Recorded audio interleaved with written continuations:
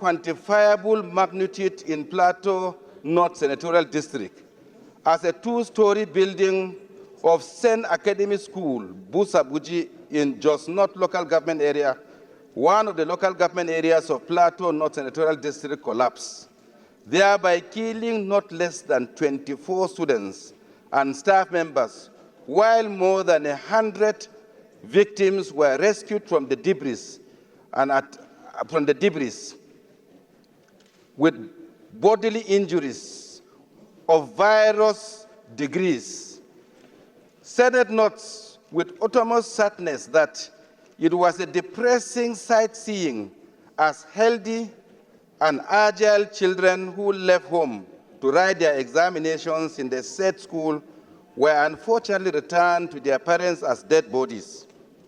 Senate notes further that this ugly incident of building collapse had been a recurrent decimal in Nigeria as a result of poor workmanship, substandard building materials, and constructional standards, leading to wanton destruction of precious lives and various properties worth hundreds of millions of naira. Collapse. The architects that supervise the construction of that building, the building engineers that supervise building should be brought to book. Probably this is the only way we can stop this from happening. Mr. President, we have to save lives and properties of people. Millions of naira have been lost, and hundreds of lives of people have perished because of negligence, professional negligence of some individuals. Mr. President, we should punish those individuals. So in supporting this motion, I urge some nationals. But what we can do as a national parliament that regulate the various institutions is to see what we can do to tinker with the law such that if you design a building and you are obliged to supervise the construction, should the building collapse within a certain number of years, you are liable not only to withdraw your license, you are liable to prosecution. Before we talk about the integrity tests on the materials that will be used for the construction of these buildings, very sadly, these things are never followed again. Yesterday, I saw on television the rubbles of this particular building in Jos that collapsed and killed these children. I wept because even the columns were irregular, showing that there was no supervision at all. Nobody supervised the erection of these buildings.